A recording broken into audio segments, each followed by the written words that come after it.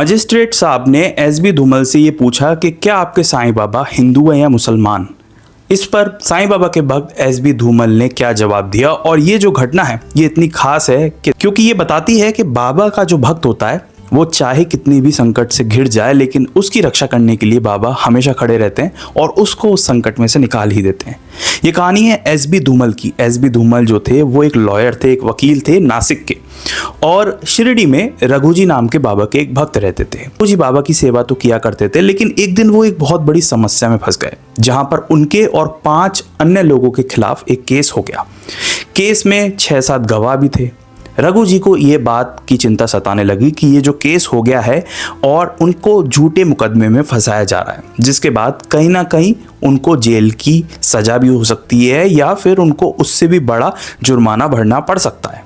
इस बात से वो दिन भर टेंशन में रहते थे। एक दिन वो अपने घर पे सोए हुए थे। बाबा ने उन्हें सपना दिया और कहा कि रघु जी तुम बिल्कुल चिंतित मत हो, इस मुकदमे से मैं तुम्हें बाहर निकाल के बिल्कुल मुक्त कर दूंगा।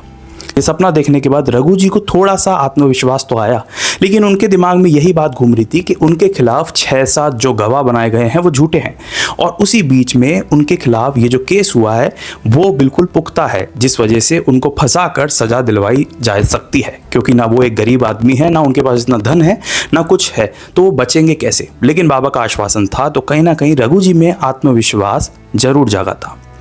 हुआ ये कि तात्या पाटिल साहब ने रघु जी के जो केस हुए थे उसके सारे कागजात लिए और बाबा के पास लेकर वो द्वारका माई पहुंचे। द्वारका माई में बाबा को जो कागज हैं तात्या पाटिल जी ने दिखाए सारे, और उनको बताया कि रघु जी के खिलाफ ऐसा ऐसा मुकदमा चलाने की कोशिश हो रही है। बाबा ने आदेश दिया कि ये सारे कागज लेके जाओ, और ये जो रघु जी का केस है ये एसबी धूमल लड़ेंगे जो नासिक में रहते हैं। एसबी धूमल बाबा के एक भक्त थे और पेशे से वो एक वकील थे। तात्या पाटिल को बाबा ने आज्ञा दी कि रघु जी और उसका जितना भी केस है, ये जितने भी कागज हैं, एसबी धूमल के पास लेकर जाओ। वो इस केस को लड़ेंगे और देखना ये केस सफल होगा उनका और रघु जी बाइज्जत बरी होकर आएगा।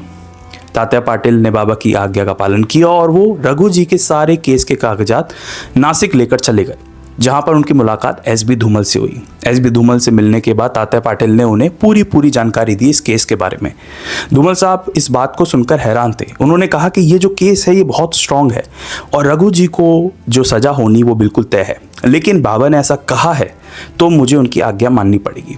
लेकिन पाटिल साहब, अहमदनगर ज़िले में मुझसे भी कहीं एक्सपीरियंस और कहीं बड़े वकील हैं जो इस केस को बहुत अच्छी तरीके से लड़ सकते हैं, तो आप इन कागजात को उनके पास लेकर जाइए और मेरा विश्वास है वो कोई ना कोई रास्ता ज़रूर निकालेंगे।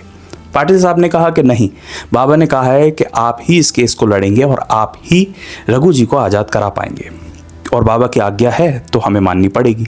एसबी धूमल भी मुस्कुराए और उन्होंने कहा कि वैसे तो मेरे लायक ये केस नहीं है और ये केस बहुत स्ट्रांग है और रघु जी को सज़ा होना तय है, लेकिन फिर भी बाबा ने कहा है तो मैं एक बार इस केस को लड़ूंगा। अगले दिन वो सब कागजात को लेकर और अपना केस तैयार कर मजिस्ट्रेट साहब के यहाँ पर पहुँचे।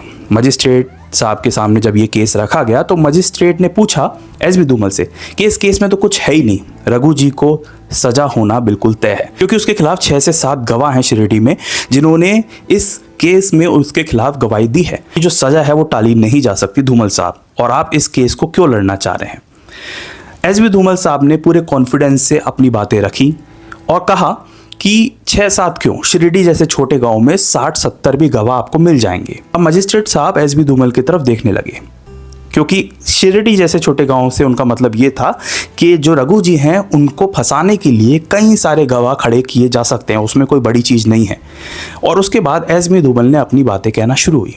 मजिस्ट्रेट साहब उन बातों को बहुत ध्यान से सुनते रहे। जैसे ही एसबी धूमल ने बोलना बंद किया, मजिस्ट्रेट साहब मुस्कुराए और उन्होंने आदेश दिया कि रघु जी को आज़ाद कर दिया जाए और ये जो केस है धूमल साहब जीतते हैं। ये बात सुनकर धूमल साहब भी मन में सोचने लगे कि उनको एक पल तो ऐसा लगा कि सामने बाबा ही विराजमान है और वही बैठकर ऑर्डर दे रहे हैं कि रघु जी को आज़ाद कर दिया जाए, और ये बाबा की ही कहीं ना कहीं लीला है। वो इतना सोच ही रहे होते हैं कि जो सामने बैठे मजिस्ट्रेट साहब हैं वो बातचीत करने लग जाते हैं धूमल साहब से, और बातों बातों में उन्हें मालूम पड़ता है कि धूमल साहब साईं बाबा के बहुत बड़े भक्त हैं।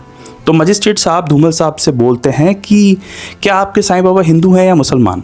एसबी धूमल साहब ये सुनकर हैरान हो जाते हैं कि वो अभी एक पल को यही सोच रहे थे कि उनको ऐसा लग रहा है कि बाबा ही सामने बैठकर उनको एक आदेश दे रहे हैं। जो केस कोई जीत ही नहीं सकता था, वहीं उनकी जो बातें हैं वो इतनी अच्छी सही तरीके से सामने आई कि मजिस्ट्रेट साहब ने रघु जी को आज़ाद कर दिया। और दूसरी पल ही मजिस्ट्रेट साहब ने उनसे प्रश्न किया कि साईं बाबा आपके हिंदू हैं या मुसलमान। तो धूमल साहब बोलते हैं कि ना वो हिंदू हैं ना वो मुसलमान हैं, वो इन सभी चीज़ों से परे हैं। अब ये सुनकर जो मजिस्ट्रेट साहब है उनकी उत्सुकता और बढ़ी, क्योंकि या तो वो उन्हें हिंदू बोलते या मुसलमान बोलते या किसी और धर्म का बोलते, लेकिन बाबा के दरवाजे हर एक व्यक्ति के लिए खुले हुए हैं ऐसा बताकर मजिस्ट्रेट साहब की जिज्ञासा उन्होंने बढ़ा दी। फिर मजिस्ट्रेट साहब पूछते हैं कि आपके साईं बाबा आखिर क्या सिखाते हैं भक्तों को। एसबी धूमल साहब ने थोड़ा सोचा और फिर कहा कि इसका जवाब मैं नहीं दे सकता। इसका कारण ये है कि हर एक व्यक्ति जो भी शिरडी जाता है उसको एक अपना अलग एक्सपीरियंस होता है, और हर एक व्यक्ति का जब एक अलग अलग एक्सपीरियंस होता है तो किसी एक व्यक्ति की सीख दूसरे पर लागू नहीं हो सकती। इसका मतलब ये है कि जो भी एक्सपीरियंस है वो व्यक्ति का पर्सनल एक्सपीरियंस है, उसमें कोई एक जनरल बात लागू नहीं हो सकती। हर व्यक्ति को अलग ही अनुभव होता है वहाँ जाकर। अब मजिस्ट्रेट साहब और उत्सुक है और उन्होंने कहा कि आपके साईं बाबा मुझे अंदर आने की द्वारका माई में परमिशन देंगे। उसके बाद धूमल साहब कहते हैं कि बिल्कुल, उनका दरवाज़ा हर एक व्यक्ति, हर एक धर्म के व्यक्ति के लिए खुला हुआ है। बाबा ने कभी ना किसी ऊंच नीच में भेदभाव किया, ना किसी व्यक्ति को कहीं पर रोका। अगर रोका भी है तो उसके पीछे बहुत बड़ा कारण है, लेकिन आपको वो अंदर आने की परमिशन जरूर देंगे, क्योंकि उनका दरवाजे इंसान तो क्या हर पशु पक्षी के लिए भी खुले हुए हैं। मजिस्ट्रेट साहब को बहुत खुशी हुई और आगे जाकर वो शिरडी भी विजिट किया। तो ये बात बताती है कि किस तरीके से जो केस में रघु जी को फंसाया जा रहा था, और रघु जी जैसे गरीब आदमी को आसपास कुछ भी सहारा नजर नहीं आ रहा था कि वो इस केस से कैसे मुक्त होंगे। और यहाँ तक कि मजिस्ट्रेट साहब एक पल तो खुद कह रहे थे कि ये केस से मुक्त होना मुश्किल है। लेकिन उसके बाद बाबा का कुछ ऐसा जादू चला कि एसबी धूमल के जो उन्होंने तथ्य सामने रखे, जिसके बाद मजिस्ट्रेट साहब भी तुरंत अपनी बात से मुकर गए और उन्होंने रघु जी को आज़ादी दे दी।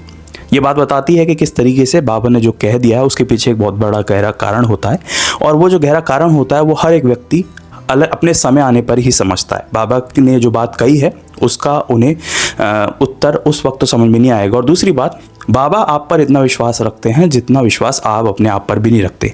जैसे कि एसबी धूमल साहब ने खुद तुरंत कह दिया था कि अहमदनगर में तो बहुत बड़े बड़े वकील हैं, ये केस आप मेरे पास क्यों लेकर आए। लेकिन बाबा की ऐसी आज्ञा थी और बाबा का विश्वास था, क्योंकि कई बार ऐसा होता है कि आपको अपने ऊपर विश्वास नहीं होता, लेकिन बाबा को आपके ऊपर विश्वास होता है कि ये काम आप कर सकते हैं, तो वो काम आपसे वो करा कर ही रहते हैं। और ऐसे ऐसे काम कराते हैं जिसको आपने कभी सोचा भी नहीं होगा कि आपके बाजुओं में इतनी ताकत थी, लेकिन वो जो मालिक है ना उसके पास बहुत ताकत है, वो आपसे वो काम कराएगा जिसको आपने कभी सोचा भी नहीं होगा।